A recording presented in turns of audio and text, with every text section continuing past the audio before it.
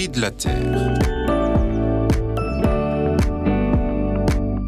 L'engagement de la France dans la lutte contre le changement climatique a obtenu un bon résultat en 2023.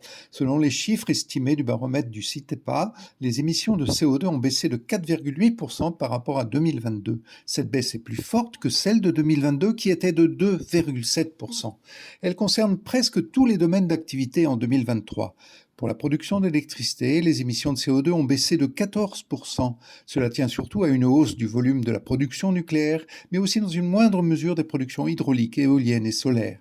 Dans le secteur résidentiel et tertiaire, les émissions ont baissé de 6%. Cela provient de la poursuite d'un comportement de sobriété des ménages et des entreprises, sans doute favorisé par les prix des énergies et par l'inflation. Cela provient aussi de la rénovation thermique des bâtiments.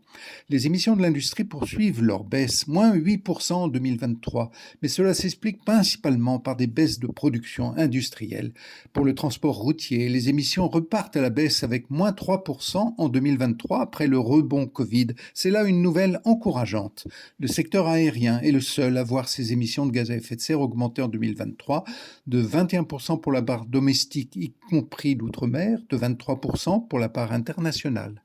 En 2023, avec moins 4,8% d'émissions de CO2, nous avons fait mieux qu'en 2022. Et oui, c'est une bonne nouvelle. Mais cette performance doit être poursuivie dans les années à venir si nous voulons respecter l'accord de Paris.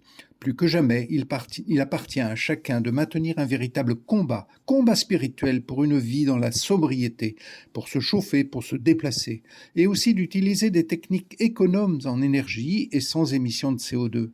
On a déjà cité les transports électriques, y compris la voiture électrique, la pompe à chaleur, les réseaux de chaleur décarbonés par la biomasse ou la géothermie.